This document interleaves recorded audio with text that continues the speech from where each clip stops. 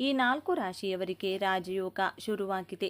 ಈ 4 ರಾಶಿಯವರು ಪ್ರತಿಯೊಂದು ಕ್ಷೇತ್ರದಲ್ಲೂ ಅಧಿಕ ಲಾಭವನ್ನು ಪಡೆಯುತ್ತಾರೆ. ತಮ್ಮ ಜೀವನದಲ್ಲಿ ಎಲ್ಲ ರೀತಿಯ ಸಮಸ್ಯೆಗಳಿಂದ ಮುಕ್ತರಾಗುತ್ತಾರೆ. ಹಾಗಾದರೆ ರಾಜಯೋಗ ಇರುವ ರಾಶಿಗಳು ಯಾವುವು? ಯಾವ ಕ್ಷೇತ್ರದಲ್ಲಿ ಅದೃಷ್ಟ ಹೊಂದಿದ್ದಾರೆ? ಯಾವ ಕ್ಷೇತ್ರದಲ್ಲಿ ಅವರು ಮುಟ್ಟಿದ್ದೆಲ್ಲ ಚಿನ್ನವಾಗಲಿದೆ? ಜೊತೆಗೆ ಈ ದಿನ ಯಾವೆಲ್ಲ ಪರಿಹಾರಗಳನ್ನು ಮಾಡಿದರೆ ಸಂಪೂರ್ಣ ಅದೃಷ್ಟ ನಿಮ್ಮದಾಗುತ್ತದೆ ಎನ್ನುವ ಬಗ್ಗೆ ಕೂಡ ನೋಡೋಣ ಬನ್ನಿ. ಈ ವಿಶೇಷವಾದ ಈ ದಿನ 3 ನಿಂಬೆಹಣ್ಣಿನಿಂದ ಮಾಡುವ ಈ ಚಿಕ್ಕ ಪರಿಹಾರದಿಂದ ನಿಮಗೆ ಭಾರಿ ಅದೃಷ್ಟ. ಶಿವನಿಗೆ ಬಲು ಇಷ್ಟವಾದಂತಹ ಈ ದಿನ ಈ ವಿಧಿವಿಧಾನವನ್ನು ಪಾಲಿಸುತ್ತಾ ಈ 3 ವಿಶೇಷ ಕೆಲಸವನ್ನು ಮಾಡಿದರೆ ನಿಮಗೆ ಪ್ರಸ್ತುತ ಇರುವಂತಹ ಮಾನಸಿಕ ವೇದನೆ, ಹಣದ ಸಂಕಷ್ಟ, ಆರೋಗ್ಯದ ಸಮಸ್ಯೆ, ಉದ್ಯೋಗದ ಕಷ್ಟಗಳು, ಶತ್ರುಗಳಿಂದ ಆಗುವಂಥ ದೊಡ್ಡ ದೊಡ್ಡ ತೊಂದರೆಗಳು ದೂರವಾಗಿ ಅನೇಕ ರೀತಿಯ ಶುಭ ಫಲಗಳು ಪ್ರಾಪ್ತಿಯಾಗುತ್ತದೆ. ಒಟ್ಟಾರೆಯಾಗಿ ನಿಂಬೆಹಣ್ಣಿನಿಂದ ಈ ಒಂದು ಪರಿಹಾರವನ್ನು ನೀವು ಈ ದಿನ ಮಾಡಿದರೆ ಖಂಡಿತ ಸ್ನೇಹಿತರೆ ನಿಮ್ಮ ಸಮಸ್ಯೆಗಳೆಲ್ಲ ಸಂಪೂರ್ಣವಾಗಿ ನಿವಾರಣೆಯಾಗುತ್ತೆ. ಏನು ಮಾಡಬೇಕು ಅಂತ ನೋಡೋಣ ಬನ್ನಿ. ಅದಕ್ಕೂ ಮುಂಚೆ ನೀವಿನ್ನು ಚಾನಲ್ಗೆ ಸಬ್ಸ್ಕ್ರೈಬ್ ಆಗಿಲ್ಲ ಅಂದರೆ ಈಗಲೇ ಸಬ್ಸ್ಕ್ರೈಬ್ ಆಗಿ, ಹಾಗೆ ವಿಡಿಯೋಗೆ ಲೈಕ್ ಮಾಡಿ, ವಿಡಿಯೋ ಸ್ಕಿಪ್ ಮಾಡದೆ ಕೊನೆ ತನಕ ನೋಡಿ. ಎಲ್ಲರೂ ಭಕ್ತಿಯಿಂದ ಓಂ ಶ್ರೀ ಮಹಾಲಕ್ಷ್ಮಿ ನಮಃ ಅಂತ ಕಮೆಂಟ್ ಮಾಡಿ. ವೃಶ್ಚಿಕ ರಾಶಿ, ನಿಮ್ಮ ಪ್ರೀತಿಯ ಸಂಬಂಧದಲ್ಲಿ ಸುಧಾರಣೆ ಉಂಟಾಗುತ್ತದೆ. ಈ ರಾಜಯೋಗದಿಂದಾಗಿ ನೀವು ಷೇರು ಮಾರುಕಟ್ಟೆಯಿಂದ ಉತ್ತಮ ಲಾಭವನ್ನು ಪಡೆಯುವ ನಿರೀಕ್ಷೆ ಇದೆ. ನಿಮ್ಮ ಕಂಪನಿಯ ವಿಸ್ತರಣೆಗಾಗಿ ನೀವು ಬ್ಯಾಂಕ್ನಿಂದ ಸಾಲವನ್ನು ಪಡೆಯಲು ಬಯಸಿದರೆ ನೀವು ಈ ಸಮಯದಲ್ಲಿ ಸಾಲವನ್ನು ಪಡೆಯಬಹುದು. ಈ ಅವಧಿಯಲ್ಲಿ ನಿಮ್ಮ ಸ್ನೇಹಿತರು ಸಹ ನಿಮಗೆ ಸಹಾಯ ಮಾಡುತ್ತಾರೆ. ಅದು ನಿಮ್ಮ ಮನಸ್ಸನ್ನು ಸಂತೋಷವಾಗಿರಿಸುತ್ತದೆ. ನಿಮ್ಮ ಆದಾಯದ ಮೂಲವು ಇಂದು ಹೆಚ್ಚಾಗಬಹುದು. ಇಂದು ನೀವು ಆಸ್ತಿಗೆ ಸಂಬಂಧಿಸಿದ ದೊಡ್ಡ ಪರಿಹಾರವನ್ನು ಪಡೆಯಬಹುದು. ನ್ಯಾಯಾಲಯದಲ್ಲಿ ನಿಮ್ಮ ವಿರುದ್ಧ ಯಾವುದೇ ಪ್ರಕರಣ ನಡೆಯುತ್ತಿದ್ದರೆ ನಿರ್ಧಾರ ನಿಮ್ಮ ಪರವಾಗಿ ಬರುತ್ತದೆ. ವೃಶ್ಚಿಕ ರಾಶಿಗೆ ಸೇರಿದವರಿಗೆ ಸಕಾರಾತ್ಮಕವಾಗಿರಲಿದೆ. ವೃಶ್ಚಿಕ ರಾಶಿಗೆ ಸೇರಿದವರ ಧೈರ್ಯ ವೃದ್ಧಿಯಾಗುವುದು. ಇದರಿಂದಾಗಿ ನಿಮ್ಮ ಅಪೂರ್ಣವಾದ ಕಾರ್ಯಗಳನ್ನು ಪೂರ್ಣಗೊಳಿಸುವಿರಿ ಮತ್ತು ಬೇರೆಯವರ ಮುಂದೆ ನಮ್ಮ ಮಾತನ್ನು ಸ್ಪಷ್ಟವಾಗಿ ಹೇಳುವಿರಿ. ನಿಮಗೆ ಹೊಸ ವಿಷಯಗಳನ್ನು ಕಲಿಯಲು ಉತ್ತಮ ಅವಕಾಶ ಪ್ರಾಪ್ತಿಯಾಗುವುದು ಮತ್ತು ವಿಶೇಷ ವ್ಯಕ್ತಿಯ ಭೇಟಿಯಾಗುವಿರಿ. ಧನಸ್ಸು ರಾಶಿ, ಈ ಸಂಚಾರವು ನಿಮಗೆ ಅನಿರೀಕ್ಷಿತ ಆರ್ಥಿಕ ಲಾಭವನ್ನು ನೀಡುತ್ತದೆ. ನೀವು ವಾಹನ ಇತ್ಯಾದಿಗಳನ್ನು ಪಡೆಯುವ ಸಾಧ್ಯತೆ ಇದೆ. ನಿಮ್ಮ ವೃತ್ತಿಗೆ ಸಂಬಂಧಿಸಿದಂತೆ ನೀವು ಯಾವುದೇ ನಿರ್ಧಾರವನ್ನು ತೆಗೆದುಕೊಂಡರೂ ಅದರಲ್ಲಿ ನೀವು ಯಶಸ್ವಿಯಾಗುತ್ತೀರಿ. ನೀವು ದಿಟ್ಟ ನಿರ್ಧಾರಗಳಿಂದ ಪ್ರಯೋಜನ ಪಡೆಯುತ್ತೀರಿ. ಈ ಸಮಯದಲ್ಲಿ ನಿಮ್ಮ ಆದಾಯವು ಹೆಚ್ಚಾಗುತ್ತದೆ ಮತ್ತು ನೀವು ಉಳಿಸಬಹುದು. ಮಕರ ರಾಶಿ, ಉದ್ಯೋಗವನ್ನು ಬದಲಾಯಿಸುವ ಆಲೋಚನೆಯಲ್ಲಿರುವ ಈ ರಾಶಿಯ ಜನರು ತಮ್ಮ ಪ್ರಯತ್ನಗಳಲ್ಲಿ ಯಶಸ್ಸನ್ನು ಪಡೆಯುತ್ತಾರೆ. ಈ ಅವಧಿಯಲ್ಲಿ ನಿಮ್ಮ ಉದ್ಯೋಗದಲ್ಲಿ ಬದಲಾವಣೆಯ ಸಾಧ್ಯತೆಯೂ ಇದೆ. ಆದಾಯದ ದೃಷ್ಟಿಯಿಂದಲೂ ಈ ಸಮಯ ಉತ್ತಮವಾಗಿರುತ್ತದೆ. ವಿದ್ಯಾರ್ಥಿಗಳಿಗೆ ಇದು ಉತ್ತಮ ಸಮಯವಾಗಿರುತ್ತದೆ. ಈ ಅವಧಿಯಲ್ಲಿ ನೀವು ಉತ್ತಮ ಯಶಸ್ಸನ್ನು ಸಾಧಿಸುವಲ್ಲಿ ಯಶಸ್ವಿಯಾಗುತ್ತೀರಿ. ಮಕರ ರಾಶಿಯವರಿಗೆ ಶುಭ ಫಲಿತಾಂಶಗಳನ್ನು ತರುತ್ತದೆ. ಮಕರ ರಾಶಿಯವರು ಪ್ರತಿ ಸವಾಲುಗಳನ್ನು ಎದುರಿಸಲು ಸಿದ್ಧರಾಗಿರುತ್ತಾರೆ. ಧೈರ್ಯದಿಂದ ಎಲ್ಲ ಕಾರ್ಯಗಳನ್ನು ಪೂರ್ಣಗೊಳಿಸುತ್ತಾರೆ. ನೀವು ಭೂಮಿ, ಪ್ಲಾಟ್ ಮೇಲೆ ಹೂಡಿಕೆ ಮಾಡಲು ಬಯಸಿದರೆ ಇಂದು ನಿಮಗೆ ಮಂಗಳಕರ ದಿನವಾಗಿರುತ್ತದೆ. ನೀವು ನಿಮ್ಮ ಆಸಕ್ತಿಗಳಿಗೆ ಅನುಗುಣವಾಗಿ ಕೆಲಸ ಮಾಡುತ್ತೀರಿ. ದುಡಿಯುವ ಜನರಲ್ಲಿ ಹೊಸ ಚೈತನ್ಯ ಕಾಣಿಸುತ್ತದೆ. ನಿಮ್ಮ ನಾಯಕತ್ವದ ಗುಣಗಳು ಮೆಚ್ಚುಗೆಗೆ ಪಾತ್ರವಾಗುತ್ತವೆ. ಉದ್ಯಮಿಗಳು ಇಂದು ತಮ್ಮ ಪ್ರತಿಸ್ಪರ್ಧಿಗಳಿಗೆ ಬಲವಾದ ಸ್ಪರ್ಧೆಯನ್ನು ನೀಡುತ್ತಾರೆ. ಗರಿಷ್ಠ ಲಾಭವನ್ನು ಗಳಿಸುವ ಸ್ಥಿತಿಯಲ್ಲಿರುತ್ತಾರೆ. ಒಂಟಿ ಜನರು ಇಂದು ವಿಶೇಷ ವ್ಯಕ್ತಿಯನ್ನು ಭೇಟಿಯಾಗಬಹುದು. ಸಹೋದರರೊಂದಿಗೆ ಯಾವುದೇ ವಿವಾದಗಳು ನಡೆಯುತ್ತಿದ್ದರೆ ಅದು ಇಂದು ಕೊನೆಗೊಳ್ಳುತ್ತದೆ ಮತ್ತು ಸಂಬಂಧಗಳು ಗಟ್ಟಿಯಾಗುತ್ತವೆ. ಮೀನರಾಶಿ, ಈ ಅವಧಿಯಲ್ಲಿ ನೀವು ಯಶಸ್ಸು ಮತ್ತು ಪ್ರಗತಿಯನ್ನು ಸಾಧಿಸುವಿರಿ. ಕೆಲವು ದಿನಗಳಿಂದ ನಿಮ್ಮ ವೃತ್ತಿ ಜೀವನದಲ್ಲಿ ನೀವು ಎದುರಿಸುತ್ತಿರುವ ಎಲ್ಲ ಸಮಸ್ಯೆಗಳು ಈಗ ಕೊನೆಗೊಳ್ಳುತ್ತವೆ. ನೀವು ವಿದೇಶಕ್ಕೆ ಹೋಗಲು ಯೋಜಿಸುತ್ತಿದ್ದರೆ ವಿದೇಶದ ಪ್ರವಾಸದ ನಿಮ್ಮ ಪ್ರಯತ್ನಗಳು ಯಶಸ್ವಿಯಾಗುತ್ತವೆ. ಬಹಳ ದಿನಗಳಿಂದ ಬಾಕಿ ಇದ್ದ ಯಾವುದೇ ಶುಭ ಕಾರ್ಯಗಳು ಇಂದು ಪೂರ್ಣಗೊಳ್ಳಲಿವೆ. ಮೀನರಾಶಿಗೆ ಸೇರಿದವರಿಗೆ ಪ್ರತಿ ಹೆಜ್ಜೆಗೂ ಅದೃಷ್ಟದ ಸಂಪೂರ್ಣ ಬೆಂಬಲವನ್ನು ಪಡೆಯುವವರು ಮತ್ತು ವೃತ್ತಿ ಹಾಗೂ ವೈಯಕ್ತಿಕ ಜೀವನದಲ್ಲಿ ಎಲ್ಲ ಸಮಸ್ಯೆಗಳಿಂದ ಮುಕ್ತಿ ಹೊಂದುವರು. ನೀವು ಜೀವನದಲ್ಲಿ ಸಕಾರಾತ್ಮಕ ಬದಲಾವಣೆಯನ್ನು ಹೊಂದುವರು. ಇದರಿಂದಾಗಿ ನೀವು ಉತ್ತಮ ನಿರ್ಧಾರಗಳನ್ನು ತೆಗೆದುಕೊಳ್ಳುವಿರಿ ಮತ್ತು ಬೇರೆಯವರ ಸಹಾಯಕ್ಕಾಗಿ ಸಿದ್ಧರಿರುವಿರಿ. ವ್ಯಾಪಾರ ಮಾಡುವ ಈ ರಾಶಿಯವರು ಹೆಚ್ಚಿನ ಧನ ಲಾಭವನ್ನು ಪಡೆಯುವರು ಮತ್ತು ಬೇರೆ ವ್ಯಾಪಾರಕ್ಕಾಗಿ ಹೂಡಿಕೆಯನ್ನು ಮಾಡುವಿರಿ. ನೀವು ಹಣಕ್ಕೆ ಸಂಬಂಧಿಸಿದಂತೆ ಉತ್ತಮ ನಿರ್ಧಾರಗಳನ್ನು ತೆಗೆದುಕೊಳ್ಳುವಿರಿ ಮತ್ತು ನಿಮ್ಮ ಆರೋಗ್ಯ ಉತ್ತಮವಾಗಿರುವುದು. ನವವಿವಾಹಿತರ ಮನೆಗೆ ಹೊಸ ಅತಿಥಿಯ ಆಗಮನವಾಗುವುದು. ಇದರಿಂದಾಗಿ ಮನೆಯಲ್ಲಿ ಸದಸ್ಯರು ಸಂತೋಷದಿಂದ ಇರುವರು. ಸಂಜೆ ನೀವು ಸಾಮಾಜಿಕ ಕಾರ್ಯಕ್ರಮಗಳಲ್ಲಿ ಭಾಗವಹಿಸುವಿರಿ. ಇದರಿಂದಾಗಿ ನಿಮ್ಮ ಗೌರವ ಮತ್ತು ಖ್ಯಾತಿ ಹೆಚ್ಚಾಗುವುದು. ಇನ್ನು ದಿನ ಮಹಾಶಿವನ ಅನುಗ್ರಹದ ಜೊತೆಗೆ ಪಿತೃದೇವತೆಗಳ ಸಂಪೂರ್ಣ ಕೃಪೆ ಉಂಟಾಗಿ ದೊಡ್ಡ ಮಟ್ಟದ ಯಶಸ್ಸನ್ನು ನೀವು ಕಾಣಬಹುದು. ಈ ದಿನದಂದು ಶಿವ ಪಾರ್ವತಿಯರಿಗೆ ಸಂಬಂಧಪಟ್ಟಂಥ ಪರಿಹಾರಗಳನ್ನು, ಪೂಜೆಗಳನ್ನು, ಅನುಷ್ಠಾನಗಳನ್ನು ಮಾಡಿಕೊಳ್ಳಲು ತುಂಬ ಶ್ರೇಷ್ಠ ದಿನ ಅಂತ ಹೇಳಬಹುದು. ಈ ಬಗ್ಗೆ ಶಿವಪುರಾಣದಲ್ಲಿ ಅದ್ಭುತವಾಗಿ ತಿಳಿಸಿದ್ದಾರೆ. ಈ ದಿನ ಶಿವಲಿಂಗದ ಮೇಲೆ ಅರ್ಚಕರು ಬಿಲ್ವ ಪತ್ರೆಯನ್ನು ಇಟ್ಟಾಗ ಅದರ ಮೇಲೆ ಒಂದು ಕಪ್ಪು ಇರುವೆ ಆಕಸ್ಮಿಕವಾಗಿ ಬಿದ್ದು ಎಲ್ಲಿಗೆ ಹೋಗಬೇಕು ಎಂದು ತಿಳಿಯದೆ ಶಿವಲಿಂಗದ ಮೇಲೆ ಸುತ್ತಿ ತನಗೆ ತಿಳಿಯದೆ ಪ್ರದಕ್ಷಿಣೆಯನ್ನು ಹಾಕಿತ್ತಂತೆ.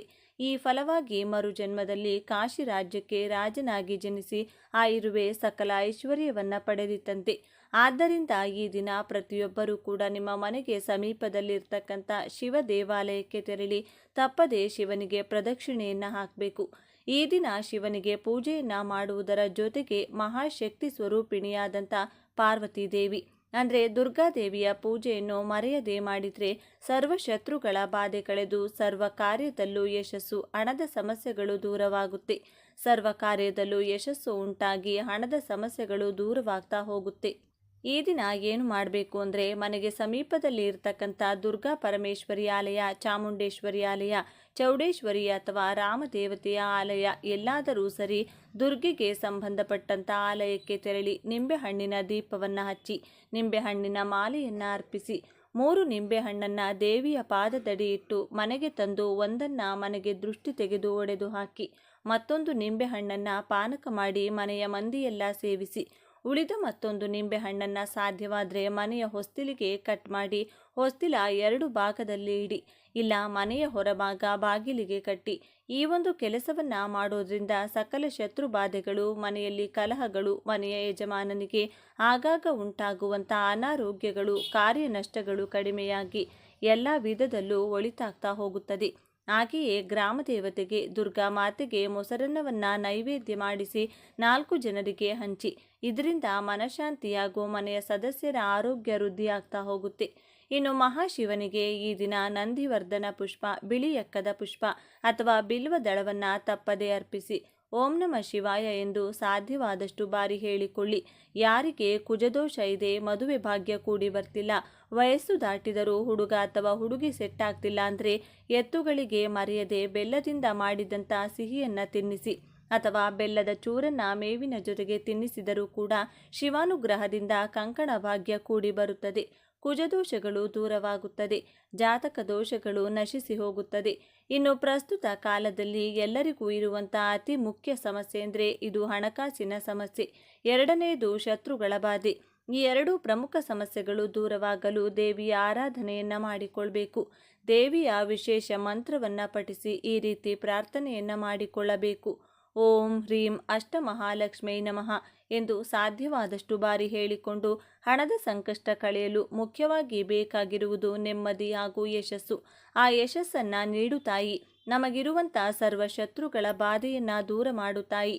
ಶತ್ರುಗಳನ್ನು ಚೆನ್ನಾಗಿಡು, ಅವರು ಚೆನ್ನಾಗಿದ್ದು ನಮ್ಮ ತಂಟೆಗೆ ಬಾರದಂತೆ ಮಾಡುವಂತ ಕೈ ಮುಗಿದುಕೊಳ್ಳಬೇಕು. ವಿಶೇಷವಾಗಿ ಪ್ರಾರ್ಥನೆಯನ್ನ ಮಾಡಿಕೊಳ್ಳಿ. ಇದರಿಂದ ಹಣದ ಸಮಸ್ಯೆ, ಶತ್ರುಗಳ ಸಮಸ್ಯೆ ಕಳೆಯುವುದಷ್ಟೇ ಅಲ್ಲದೆ ನಿಮ್ಮ ಮನೆಗೆ ಕುಟುಂಬದ ಸದಸ್ಯರಿಗೆ ಮಾಟಮಂತ್ರ, ದುಷ್ಟಶಕ್ತಿಗಳ ಕಾಟ ಕೆಲಸ ಮಾಡದಂತೆ ಆ ದೇವಿಯೇ ರಕ್ಷಣೆಯಾಗಿ ನಿಲ್ಲುತ್ತಾಳೆ. ನಂತರ ಪಕ್ಷಿ ಪ್ರಾಣಿಗಳಿಗೆ ಆಹಾರವನ್ನು ಹಾಕಿ ಪಿತೃಗಳ ಹೆಸರನ್ನ ಹೇಳ್ತಾ ನಮಸ್ಕಾರವನ್ನು ಮಾಡಿಕೊಳ್ಬೇಕು. ಯಾರಿಗಾದರೂ ಒಂದು ದಿನಕ್ಕೆ ಆಗುವಂಥ ಊಟದ ರೇಷನ್ನನ್ನು ಅಂದರೆ ಸ್ವಯಂ ಪಾಕದ ರೀತಿ ನೀಡಿದರೂ ಪಿತೃಗಳು ಸಂತೃಪ್ತರಾಗುತ್ತಾರೆ. ಪಿತೃಗಳ ಕೃಪೆಯಿಂದ ವಂಶದ ವೃದ್ಧಿ ಅನ್ನೋದು ಆಗ್ತಾ ಹೋಗುತ್ತೆ. ಈ ಹುಣ್ಣಿಮೆ ದಿನ ಮರೆಯದೆ ಶಿವನ ದೇಗುಲದಲ್ಲಿ ಪ್ರದಕ್ಷಿಣೆಯನ್ನು ಮಾಡಿ, ಅದರಲ್ಲೂ ಚಂಡಿ ಪ್ರದಕ್ಷಿಣೆಯನ್ನು ಮಾಡಿದರೆ ತುಂಬ ಒಳ್ಳೆಯದು. ಹಾಗೆಯೇ ಈ ಒಂದು ಹುಣ್ಣಿಮೆ ಮತ್ತೊಂದು ಪ್ರತ್ಯೇಕತೆ ಏನೆಂದರೆ, ನವಗ್ರಹಗಳಲ್ಲಿ ಚಂದ್ರನಿಗೆ ಒಮ್ಮೆ ಚರ್ಮದ ಸಮಸ್ಯೆ ಬಂದಾಗ, ಆರೋಗ್ಯದ ಸಮಸ್ಯೆ ಬಂದಾಗ ಮಹಾಶಿವನಿಗೆ ಈ ದಿನ ಗೋವಿನ ಹಾಲು ಹಾಗೂ ಮೊಸರಿನಿಂದ ಅಭಿಷೇಕವನ್ನು ಮಾಡಿ ಆ ಅನಾರೋಗ್ಯ ಸಮಸ್ಯೆಯಿಂದ ಮುಕ್ತಿ ಪಡೆದಿದ್ದರಂತೆ.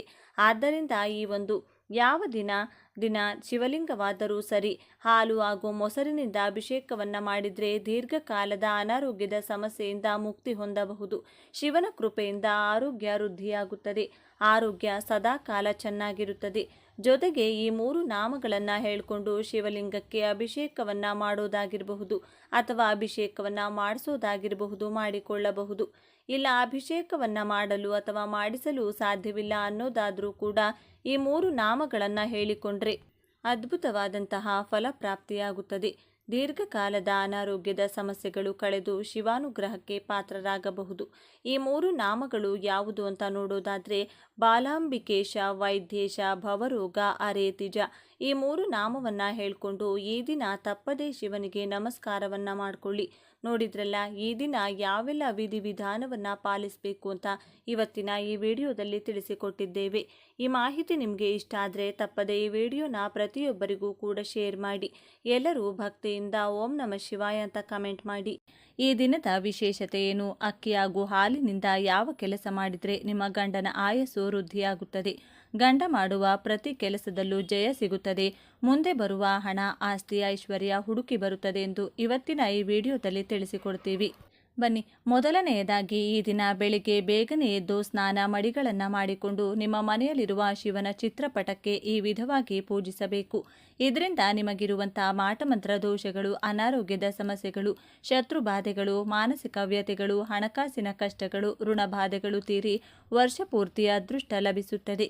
ಈ ದಿನ ಶಿವನ ಅವತಾರವಾದ ನಟರಾಜನ ರೂಪವನ್ನು ಪೂಜಿಸಬೇಕು. ಆದರೆ ಪ್ರತಿಯೊಬ್ಬರ ಮನೆಯಲ್ಲಿಯೂ ನಟರಾಜನ ಫೋಟೋ ಅಥವಾ ವಿಗ್ರಹ ಇರೋದಿಲ್ಲ. ಆದ್ದರಿಂದ ನಿಮ್ಮ ಮನೆಗಳಲ್ಲಿಯೇ ಇರುವಂತಹ ಶಿವನ ಚಿತ್ರಪಟ ಅಥವಾ ಶಿವ ಪಾರ್ವತಿಯರ ಫೋಟೋಗೆ ವಿವಿಧ ಪುಷ್ಪಗಳಿಂದ ಅಲಂಕಾರ ಮಾಡಿ ನಟರಾಜನ ರೂಪವನ್ನು ನಿಮ್ಮ ಮನಸ್ಸಿನಲ್ಲಿಯೇ ಸ್ಮರಿಸಿಕೊಳ್ಳಬೇಕು. ಅಕ್ಕಿ ಪಾಯಸವನ್ನು ನಿಮ್ಮ ಕೈನಿಂದ ತಯಾರಿಸಿ ಮನೆಯಲ್ಲಿನ ಎಲ್ಲ ಸಮಸ್ಯೆಗಳು ಈ ದಿನದಂದು ಅಂತ್ಯವಾಗಬೇಕು. ಸಂಕಲ್ಪ ಮಾಡಿಕೊಂಡು ಶಿವನಿಗೆ ನೈವೇದ್ಯವಾಗಿ ಅರ್ಪಿಸಿದ್ದೇ ಆದಲ್ಲಿ ನಿಮ್ಮ ಮನೆಯಲ್ಲಿ ಈ ಆಗುವ ಚಮತ್ಕಾರಗಳು ನಿಮ್ಮ ಕಣ್ಣಾರೆ ನೋಡಬಹುದು. ಇಷ್ಟು ದಿನ ನೀವು ಪಡುತ್ತಿದ್ದಂತಹ ಕಷ್ಟಗಳು ಕ್ರಮವಾಗಿ ದೂರವಾಗುತ್ತದೆ. ಜೀವನ ಎಲ್ಲಿಗೆ ನಿಂತಿತ್ತು ಅಲ್ಲಿಂದ ಏಳಿಗೆಯಾಗಲು ಆರಂಭವಾಗುತ್ತದೆ. ಇನ್ನು ನಮ್ಮ ಕೈನಲ್ಲಿ ಏನೂ ಕೂಡ ಸಾಧ್ಯವಿಲ್ಲ, ನಮ್ಮ ಜೀವನ ಇಲ್ಲಿಗೆ ಅಂತ್ಯವಾಯಿತು ಎಂದು ಯೋಚಿಸುವವರ ಬಾಳಿನಲ್ಲಿಯೂ ಒಂದೊಂದೇ ಪವಾಡಗಳು ನಡೆಯಲು ಶುರುವಾಗುತ್ತದೆ. ಮನೆಯಲ್ಲಿ ಶಿವಲಿಂಗ ಇದ್ದು ನಿಮಗೆ ಶಕ್ತಿ ಇದ್ದರೆ ಪಂಚಾಮೃತ ಅಭಿಷೇಕ ಮಾಡಿ, ಅಕ್ಕಿ ಹಿಟ್ಟಿನಿಂದ ಅಭಿಷೇಕ ಮಾಡಿ, ಮೊಸರಿನಿಂದ ಅಭಿಷೇಕ ಮಾಡಿ, ಶುದ್ಧ ಜಲದಿಂದ ಅಭಿಷೇಕ ಮಾಡಿ, ಶಿವನ ಪಕ್ಕದಲ್ಲಿ ವಿಭೂತಿಯನ್ನು ಇಟ್ಟು ಪೂಜೆಯ ನಂತರ ಆ ವಿಭೂತಿಯನ್ನು ಹಣೆಗೆ ಧರಿಸಿ. ನಟರಾಜ ಮಹಾಶಿವನ ಅನುಗ್ರಹ ಈ ಪೂಜೆಯಿಂದ ನಿಮಗೆ ಪ್ರಾಪ್ತಿಯಾಗುತ್ತದೆ. ಪೂಜೆಯ ಬಳಿಕ ದೇವರ ಮುಂದೆ ಇಟ್ಟಿದ್ದ ಅಕ್ಕಿ ಪಾಯಸದ ನೈವೇದ್ಯವನ್ನು ಪ್ರಸಾದದ ರೂಪದಲ್ಲಿ ಮನೆಯ ಸದಸ್ಯರು ಸ್ವೀಕರಿಸಬೇಕು. ಮತ್ತಷ್ಟು ಶಕ್ತಿ ಇದ್ದರೆ ಶಿವನ ದೇಗುಲಕ್ಕೆ ತೆರಳಿ ಶಿವನ ದರ್ಶನ ಮಾಡಿ ನೀವು ತಯಾರಿಸಿದ ಅಕ್ಕಿ ಪಾಯಸವನ್ನು ಬಂದಂತಹ ಭಕ್ತರಿಗೆ ನಿಮ್ಮ ಕೈನಿಂದ ಹಂಚಿ, ಮದುವೆಯಾದವರು ಮನೆ ಯಜಮಾನ ಅಂದರೆ ನಿಮ್ಮ ಪತಿಯ ಯಶಸ್ಸಿಗಾಗಿ ಬೇಡಿಕೊಂಡು ಈ ಕೆಲಸ ಮಾಡಿ. ಮದುವೆ ಆಗದ ಹೆಣ್ಣು ಮಕ್ಕಳಿದ್ರೆ ಉತ್ತಮ ವರ ಸಿಗಲೆಂದು ಅಕ್ಕಿ ಪಾಯಸವನ್ನು ಶಿವನಿಗೆ ನೈವೇದ್ಯವಾಗಿಟ್ಟು ಬೇಡಿಕೊಳ್ಳಿ. ಇದು ಈ ದಿನ ಮಾಡಬೇಕಾದ ಮೊದಲ ಕೆಲಸ. ಇನ್ನು ಎರಡನೆಯದಾಗಿ ಸಾಕ್ಷಾತ್ ಲಲಿತಾ ದೇವಿಯನ್ನ ನೆನೆದು ಈ ದಿನ ರಾತ್ರಿ ಸಮಯ ಈ ಕೆಲಸವನ್ನು ಪ್ರತಿಯೊಬ್ಬರೂ ಮಾಡಬೇಕು. ಬೆಳಕಿನಲ್ಲಿ ಕುಳಿತು ಲಲಿತಾ ಸಹಸ್ರನಾಮ ಪಾರಾಯಣ ಮಾಡಬೇಕು. ಒಂದು ಬಟ್ಟಲು ಅಥವಾ ಲೋಟದ ತುಂಬ ಹಸುವಿನ ಹಾಲನ್ನು ಹಿಡಿದು, ಅಮ್ಮ ಲಲಿತಾದೇವಿ, ನನ್ನ ಬದುಕಿನಲ್ಲಿ ಯಾವ ಆಸೆಗಳೂ ಇಲ್ಲ, ನನ್ನ ಜೀವನ ಕೊನೆಯ ಹಂತಕ್ಕೆ ಬಂದು ನಿಂತಿದೆ, ನನಗಿರುವ ಸಾಲಗಳು ತೀರಿ ಬರುವ ಸಂಬಳದಲ್ಲಿ ನೆಮ್ಮದಿಯ ಜೀವನ, ಉತ್ತಮ ಆರೋಗ್ಯ ಸಿಗಬೇಕು, ಶತ್ರುಗಳಿಂದ ಆಗುವ ತೊಂದರೆಗಳು ನಿಂತು ಹೋಗಬೇಕು, ಇದೊಂದಾದರೆ ನನಗಿರುವ ಮುಕ್ಕಾಲು ಭಾಗ ತೊಂದರೆಗಳು ಕಳೆದಂತೆಯೇ. ಹೀಗೆ ನಿಮ್ಮ ಕಷ್ಟಕ್ಕೆ ಅನುಗುಣವಾಗಿ ಪ್ರಾರ್ಥನೆ ಮಾಡಿಕೊಂಡು ಚಂದ್ರನನ್ನೇ ನೋಡುತ್ತಾ ಆ ಚಂದ್ರನನ್ನೇ ಲಲಿತಾ ದೇವಿಯ ಸ್ವರೂಪವಾಗಿ ಭಾವಿಸುತ್ತಾ ಬೇಡಿಕೊಳ್ಳಬೇಕು. ಉಗುರು ಬೆಚ್ಚಗೆ ಹಾಲನ್ನು ಕಾಯಿಸಿರಬೇಕು. ಲಲಿತಾ ಸಹಸ್ರನಾಮವನ್ನು ಪಾರಾಯಣ ಮಾಡಿದ ನಂತರ ಅಥವಾ ಕೇಳಿದ ನಂತರ ಹಾಲನ್ನು ನೀವು ಸಹ ಸ್ವಲ್ಪ ಕುಡಿದು ಮನೆಯ ಸದಸ್ಯರಿಗೂ ಕುಡಿಯಲು ನೀಡಬೇಕು. ಬೆಳಿಗ್ಗೆ ಶಿವನ ಪ್ರಾರ್ಥನೆಯನ್ನು ಮಾಡಿಕೊಂಡಿರ್ತೀರಾ, ಸಂಜೆ ಅಥವಾ ರಾತ್ರಿ ಸಮಯದಲ್ಲಿ ಲಲಿತಾ ದೇವಿಯನ್ನು ಸ್ಮರಿಸುತ್ತೀರಾ. ಇದರಿಂದ ಶಿವಶಕ್ತಿಯು ನಿಮಗೆ ಉಂಟಾಗಿ ಅಡೆತಡೆಗಳು ದೂರವಾಗುತ್ತದೆ. ನಿಮ್ಮ ಯಶಸ್ಸಿಗೆ ಅಡ್ಡಿಯಾಗುವಂತಹ ಜನಗಳು ನಿಮ್ಮಿಂದ ದೂರವಾಗುತ್ತಾರೆ. ನಿಮ್ಮ ಹಿಂದೆ ನಿಮಗೆ ಗೊತ್ತಿಲ್ಲದೆ ನಿಮ್ಮ ಏಳಿಗೆಯನ್ನು ತಡೆಯುವಂತಹ ಶಕ್ತಿಗಳು ನಶಿಸಿ ಹೋಗುತ್ತವೆ. ಇನ್ನು ಕೊನೆಯದಾಗಿ ಮೂರನೆಯದಾಗಿ ಮನೆಯಲ್ಲಿ ಕಳಸ ಇಡುವ ಪದ್ಧತಿ ಇದ್ದರೆ ಕಳಸದ ಸುತ್ತಲೂ ತರಕಾರಿಗಳನ್ನು ಇಟ್ಟು ಆ ಕಳಶವನ್ನೇ ಬನಶಂಕರಿ ದೇವಿ, ಶಾಕಾಂಬರಿ ದೇವಿಯ ಸ್ವರೂಪದಲ್ಲಿ ಪೂಜೆ ಮಾಡಿ ಕಳಸ ಇಡುವ ಪದ್ಧತಿ ಇಲ್ಲವೆಂದರೆ ಪಾರ್ವತಿ ದೇವಿ, ಗ್ರಾಮ ದೇವತೆ, ದುರ್ಗಾದೇವಿಗೆ ಸಂಬಂಧಪಟ್ಟಂತ ಯಾವುದೇ ಚಿತ್ರಪಟ ಮನೆಯಲ್ಲಿತ್ತು ಎಂದರೆ ದೇವಿಯ ಸುತ್ತಲೂ ತರಕಾರಿಗಳನ್ನು ಇಟ್ಟು ದೀಪಾರಾಧನೆ ಮಾಡಿ ಮನೆಯಲ್ಲಿ ಎಂದಿಗೂ ಆಹಾರದ ಕೊರತೆ ಬಾರದಿರಲಿ ಎಂದು ದುರ್ಗಾದೇವಿ, ಶಾಕಾಂಬರಿ ದೇವಿಗೆ ಬೇಡಿಕೊಳ್ಳಿ. ಮನೆಯಲ್ಲಿ ಈ ಕೆಲಸವನ್ನ ಮಾಡಲು ಸಾಧ್ಯವಾಗದಿದ್ದರೆ ಮನೆಗೆ ಸಮೀಪದಲ್ಲಿರುವ ಗ್ರಾಮ ದೇವತೆಯ ಗುಡಿಗೆ ತೆರಳಿ ತರಕಾರಿಗಳನ್ನು ದೇಗುಲಕ್ಕೆ ನೀಡಿ ತರಕಾರಿಗಳಿಂದ ಮಾಲೆಯನ್ನ ತಯಾರಿಸಿ ಗ್ರಾಮ ದೇವತೆಗೆ ಕೊಟ್ಟು ಬನ್ನಿ. ತಾಯಿ ಬನಶಂಕರಿಯನ್ನ ಮನದಲ್ಲಿ ನೆನೆದು ಕಷ್ಟ ಕಾರ್ಪಣ್ಯಗಳ ಅಂತ್ಯವಾಗಲಿ ಎಂದು ಭಕ್ತಿಯಿಂದ ಬೇಡಿಕೊಳ್ಳಿ. ನಾಳೆ ದುರ್ಗಾ ಕವಚವನ್ನ ಪ್ರತಿಯೊಬ್ಬರೂ ಕೇಳಿ. ಚಂದ್ರನ ಪರಿಪೂರ್ಣ ಅನುಗ್ರಹ ಸಿಗುವಂಥ ದಿನವಾಗಿದೆ. ಹಾಗಂದ್ರೆ ಚಂದ್ರನು ಮನಸ್ಕಾರಕ. ಈ ದಿನ ಮನಸ್ಸನ್ನ ತಿಳಿಯಾಗಿಟ್ಟುಕೊಂಡು ಚಂದ್ರನ ದರ್ಶನ ಮಾಡಿ. ಇದರಿಂದ ಮನಸ್ಸಿನಲ್ಲಿರುವ ಗೊಂದಲಗಳು, ಚಂಚಲತೆಗಳು ದೂರವಾಗುತ್ತದೆ. ಮುಂದೆ ಏನು ಮಾಡಬೇಕು, ಏನು ಮಾಡಬಾರದು ಎಂಬುದರ ಸಂಪೂರ್ಣ ಚಿತ್ರಣ ನಿಮಗೆ ಸಿಗುತ್ತದೆ. ನೀವು ಮಾಡುವ ತಪ್ಪಿನ ಅರಿವಾಗುತ್ತದೆ. ಇದರಿಂದ ನಿಮಗೂ ನಿಮ್ಮ ಸುತ್ತಮುತ್ತಲೂ ಇರುವವರಿಗೂ ನೆಮ್ಮದಿಯ ಜೀವನ ಸಿಗುತ್ತದೆ. ಇನ್ನು ಸಾಲದ ಕಷ್ಟದಿಂದ ಹೊರಬರಲು ಈ 2 ದೇವರ ಪಾದವನ್ನ ಹಿಡಿಯಲೇಬೇಕು. ಒಂದು ಶ್ರೀ ಸುಬ್ರಹ್ಮಣ್ಯೇಶ್ವರ ಸ್ವಾಮಿ, ಮತ್ತೊಂದು ಶ್ರೀ ಲಕ್ಷ್ಮೀ ನರಸಿಂಹಸ್ವಾಮಿ. ಈ ದೇವರನ್ನ ಸ್ಮರಿಸುತ್ತಾ ಅಕ್ಕಿ ಹಿಟ್ಟಿನಿಂದ 3 ಮಂಗಳವಾರ ಅಥವಾ 5 ಮಂಗಳವಾರಗಳಂದು ಅಥವಾ ಅಮಾವಾಸ್ಯೆ ಅಥವಾ ಹುಣ್ಣಿಮೆ ದಿನದಂದು ಈ ಚಿಕ್ಕ ಕೆಲಸವನ್ನ ಮಾಡಬೇಕು. ಏನ್ ಮಾಡಬೇಕು ಅಂದ್ರೆ, ಮನೆಗೆ ಸಮೀಪದಲ್ಲಿ ಎಲ್ಲಾದರೂ ಸುಬ್ರಹ್ಮಣ್ಯೇಶ್ವರ ಸ್ವಾಮಿಯ ದೇಗುಲವಿದ್ರೆ ಅಲ್ಲಿಗೆ ಮನೆಯಿಂದಲೇ ಸ್ವಲ್ಪ ಅಕ್ಕಿ ಹಿಟ್ಟನ್ನ ತೆಗೆದುಕೊಂಡು ಹೋಗಬೇಕು. ಯಾವ ಸಮಯದಲ್ಲಿ ಹೋಗಬೇಕು ಅಂದರೆ, ಸುಬ್ರಹ್ಮಣ್ಯ ಸ್ವಾಮಿ ದೇಗುಲದಲ್ಲಿ ಅಭಿಷೇಕ ಮಾಡುವಂಥ ಸಮಯದಲ್ಲಿ ಹೋಗಬೇಕಾಗುತ್ತೆ. ಸಾಮಾನ್ಯವಾಗಿ ಅಭಿಷೇಕಗಳನ್ನು ಬೆಳಗಿನ ಸಮಯದಲ್ಲಿ ಮಾಡಲಾಗುತ್ತದೆ. ಒಂದು ದಿನ ಮುಂಚೆಯೇ ದೇಗುಲಕ್ಕೆ ತೆರಳಿ ಅಭಿಷೇಕದ ಸಮಯವನ್ನು ತಿಳಿದು ಮನೆಗೆ ಬರಬೇಕು. ನೀವು ನಿಮ್ಮ ಕೈಯಾರೆ ನೀಡಿದ ಅಕ್ಕಿ ಹಿಟ್ಟಿನಿಂದ ಅರ್ಚಕರಿಗೆ ಹೇಳಿ ಸುಬ್ರಹ್ಮಣ್ಯ ಸ್ವಾಮಿಗೆ ವಿಶೇಷವಾಗಿ ಅಭಿಷೇಕವನ್ನು ಮಾಡಿಸಬೇಕು. ಇದರಿಂದ ನಿಮಗಿರುವಂತಹ ಋಣ ವಿಶೇಷವಾಗಿ ಕಳೆಯುತ್ತದೆ. ಸಾಲಗಳನ್ನು ತೀರಿಸಲು ಮೊದಲು ದುಡ್ಡು ಕೈನಲ್ಲಿ ಚೆನ್ನಾಗಿ ಓಡಾಡಬೇಕು. ಆ ದುಡ್ಡು ಬರಲು ಆದಾಯದ ಮಾರ್ಗಗಳು ಚೆನ್ನಾಗಿರಬೇಕು. ಒಂದು ಕೆಲಸದಿಂದ, ವ್ಯಾಪಾರದಿಂದ ಬರಬೇಕಾದ ಹಣದಿಂದ ಹೀಗೆ ಒಂದಲ್ಲ ಒಂದು ಆದಾಯದ ಮಾರ್ಗ ಚೆನ್ನಾಗಿತ್ತು ಅಂದರೆ ಸಾಲಗಳನ್ನು ತೀರಿಸಲು ದಾರಿಯಾಗುತ್ತದೆ. ಅಕ್ಕಿ ಹಿಟ್ಟಿನಿಂದ ಅಭಿಷೇಕ ಮಾಡಿಸಿದ ನಂತರ ಸುಬ್ರಹ್ಮಣ್ಯೇಶ್ವರ ಸ್ವಾಮಿ ದೇಗುಲದಲ್ಲಿ ಒಂದು ವಿಶೇಷ ದೀಪವನ್ನು ಬೆಳಗಿಸಬೇಕು. ಒಂದು ದೊಡ್ಡ ಮಣ್ಣಿನ ದೀಪಕ್ಕೆ 9 ಬತ್ತಿಗಳನ್ನು ಬಿಡಿಬಿಡಿಯಾಗಿ ಕೂರಿಸಿ ಎಳ್ಳೆಣ್ಣೆಯನ್ನು ವಿಶೇಷವಾಗಿ ದೀಪಾರಾಧನೆ ಮಾಡಿಕೊಳ್ಬೇಕು. ಸುಬ್ರಹ್ಮಣ್ಯ ಸ್ವಾಮಿ ಅಷ್ಟಕವನ್ನು ದೇಗುಲದಲ್ಲಿ ದೀಪದ ಮುಂದೆ ಕುಳಿತುಕೊಂಡು ಪಠಿಸಿ ಅಥವಾ ಕೇಳಿ. ನಂತರ ಸುಬ್ರಹ್ಮಣ್ಯ ಸ್ವಾಮಿಗೆ 9 ಪ್ರದಕ್ಷಿಣೆಯನ್ನು ಮಾಡಬೇಕು.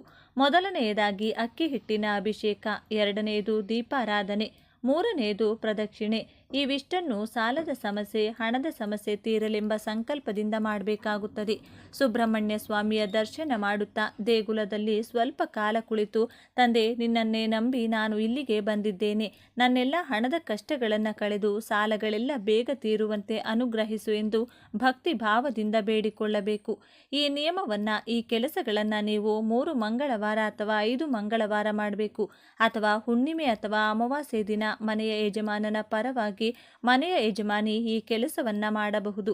ಇಲ್ಲ ಸಾಲ ಹೆಚ್ಚಿದ್ದವರು ನೀವೇ ಖುದ್ದಾಗಿ ಹೋಗಿ ಈ 3 ವಿಶೇಷ ಕೆಲಸಗಳನ್ನ ಸುಬ್ರಹ್ಮಣ್ಯ ಸ್ವಾಮಿಯ ಆಲಯದಲ್ಲಿ ಮಾಡಿ ಬನ್ನಿ. ಇದರಿಂದ ಶೀಘ್ರವಾಗಿ ಹಾಗೂ ಹಂತ ಹಂತವಾಗಿ ಸಾಲಗಳಿಂದ ಮುಕ್ತಿ ದೊರೆತು ಹಣದ ಏಳಿಗೆ ಅನ್ನೋದು ಆಗ್ತಾ ಹೋಗುತ್ತೆ. ಇನ್ನು ಎರಡನೆಯದಾಗಿ ಶ್ರೀ ಲಕ್ಷ್ಮೀ ನರಸಿಂಹಸ್ವಾಮಿಯ ಆಲಯಕ್ಕೆ ತೆರಳಿ ಈ ಒಂದು ನಿಯಮವನ್ನು ಪಾಲಿಸಬೇಕಾಗುತ್ತದೆ. ಏನು ಮಾಡಬೇಕು ಅಂದರೆ, 3 ಅಥವಾ 5 ಮಂಗಳವಾರಗಳಂದು ಲಕ್ಷ್ಮೀ ನರಸಿಂಹಸ್ವಾಮಿಗೆ ತುಳಸಿ ದಳಗಳಿಂದ ಅರ್ಚನೆ ಮಾಡಿಸಬೇಕು. ಅಥವಾ ತುಳಸಿ ದಳಗಳಿಂದ ಲಕ್ಷ್ಮೀ ನರಸಿಂಹಸ್ವಾಮಿಯ ವಿಗ್ರಹಕ್ಕೆ ಅಭಿಷೇಕದ ರೀತಿ ಮಾಡಿಸಬೇಕು. ತುಳಸಿ ಮಾಲೆಯನ್ನು ನರಸಿಂಹಸ್ವಾಮಿಗೆ ನಿಮ್ಮ ಕೈಯಾರೆ ನೀಡಿ 9 ಪ್ರದಕ್ಷಿಣೆಯನ್ನು ಮಾಡಿಕೊಳ್ಬೇಕು. ಓಂ ನಮೋ ನರಸಿಂಹಾಯ ಎಂಬ ಮಂತ್ರವನ್ನು ಪ್ರದಕ್ಷಿಣೆ ಮಾಡಿಕೊಳ್ಬೇಕಾದ್ರೆ ಹೇಳಿಕೊಳ್ಬೇಕು. ನರಸಿಂಹ ದೇಗುಲಕ್ಕೂ ಕೂಡ 9 ಬತ್ತಿಗಳನ್ನು ದೀಪಾರಾಧನೆಯನ್ನು ಎಳ್ಳೆಣ್ಣೆಯಿಂದ ಮಾಡಬೇಕಾಗುತ್ತದೆ. ದೀಪಾರಾಧನೆ ಮಾಡುವಾಗ ಲಕ್ಷ್ಮೀ ನರಸಿಂಹ ವಿಶೇಷ ಸ್ತೋತ್ರವಿದೆ, ಅದನ್ನು ಪಠಿಸಿ ಅಥವಾ ಕೇಳಿ. ಇದರಿಂದ ಭೂಮಿ, ಆಸ್ತಿ, ಹಣ, ಆರೋಗ್ಯ, ಕುಟುಂಬ ಎಂಥದ್ದೇ ಸಮಸ್ಯೆಗಳಿದ್ದರೂ ಕೂಡ ಕಳೆದು ಋಣಬಾಧೆಗಳಿಂದಲೂ ವಿಶೇಷವಾಗಿ ಮುಕ್ತಿ ಸಿಗುತ್ತದೆ. ಸಾಲಗಳು ಕಳೆಯಬೇಕು, ಹಣಕಾಸಿನ ಕಠಿಣ ಕಷ್ಟಗಳಿಂದ ಹೊರಬರಬೇಕೆಂದು ಲಕ್ಷ್ಮೀ ನರಸಿಂಹಸ್ವಾಮಿ ದೇವರನ್ನ ನೋಡುತ್ತಾ ಭಕ್ತಿಯಿಂದ ಕೇಳಿಕೊಳ್ಳಿ.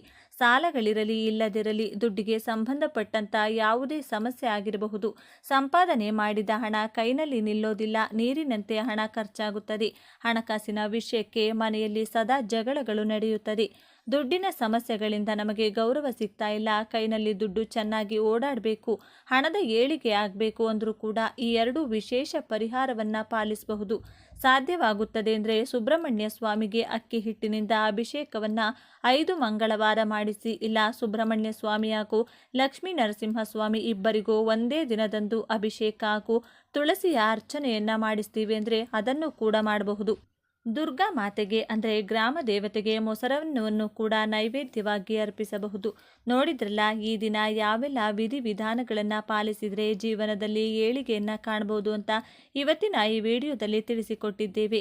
ಈ ಮಾಹಿತಿ ನಿಮಗೆ ಇಷ್ಟವಾದರೆ ತಪ್ಪದೆ ಜೈ ದುರ್ಗಾ ಮಾತೆ, ಜೈ ಶಿವ ಎಂದು ಬರೆದು ಈ ವಿಡಿಯೋನ ಪ್ರತಿಯೊಬ್ಬರಿಗೂ ಶೇರ್ ಮಾಡಿ.